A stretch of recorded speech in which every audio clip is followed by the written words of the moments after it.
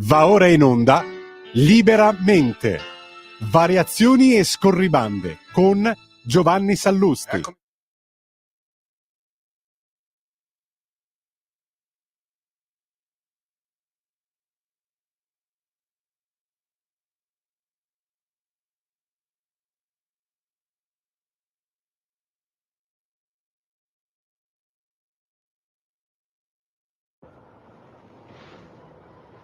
Buonasera a tutti, bentornati a Liberamente, variazioni e scorribande qui su Radio Libertà.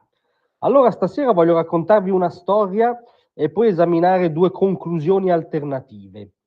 La storia è la seguente: è la storia di un'aggressione di un consigliere comunale ai danni di un altro. Una storia che inizia nell'aula di questo consiglio comunale, di questa cittadina italiana, dove c'è uno scambio polemico, ironico tra i due consiglieri, ma insomma scene che rientrano ampiamente nella commedia della politica locale, a maggior ragione.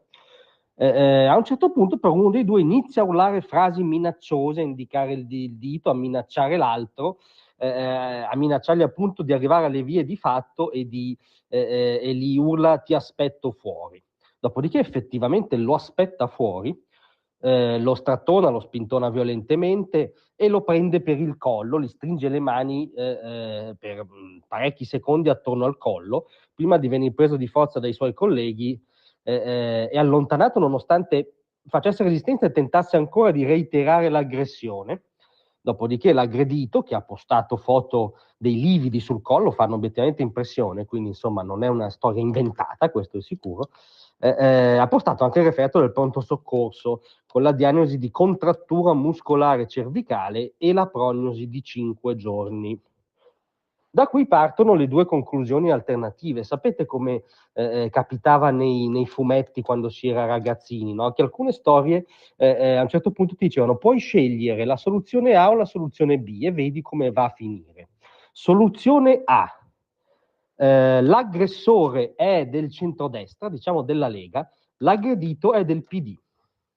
Cosa succede? Beh, succede canea sull'allarme fascismo, appelli, paginate in serie sui giornali, articolessa di 5 pagine di Corrado Augias su Repubblica, che meditabonda su questi istinti reazionari della destra che ritorna, speciale di Corrado Formigli dalla prima serata alle 4 di mattina sul fascismo che ormai assedia le province italiane, opposizioni in coro che strattonano la senatrice Segre per strapparle una dichiarazione, intellò pseudotali da Saviano all'ultimo reggicoda del mainstream, che iniziano a postare in modo compulsivo sui social le fotografie di Matteotti, che ovviamente non c'entrerebbe niente, ma che come dire fa sempre scena, è sempre un'ostentazione tra l'altro strumentale e fastidiosa.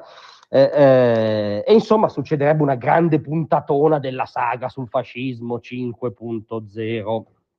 Soluzione B: l'aggressore è del PD, l'aggredito è della Lega. Cosa succederebbe? Sostanzialmente niente.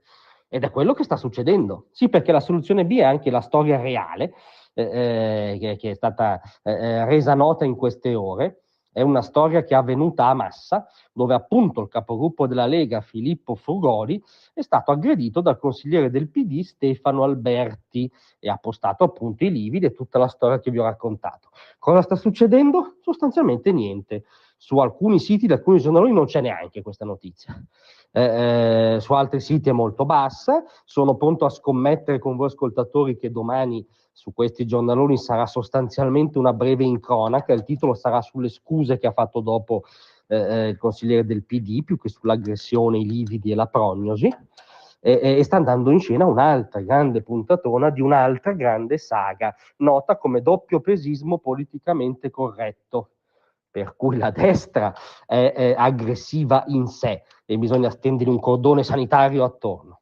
Chi stende il cordone sanitario fa sempre parte dei buoni e al massimo ha qualche, come dire, testa calda al suo interno, che se però aggredisce qualcuno che era meritevole del cordone sanitario, capite che c'è tutto un giustificazionismo culturale, anche volontario o involontario, insomma poi produce questo doppiopesismo palese, perché la soluzione B, e cioè che l'aggressore è dei buoni e l'aggredito è dei cattivi, e partorisce una coltre di nebbia mediatica.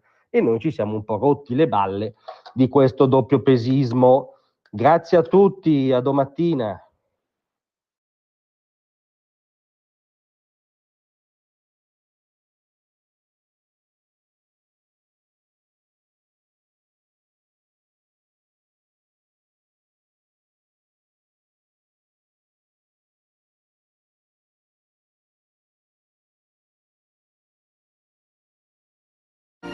Avete ascoltato Liberamente.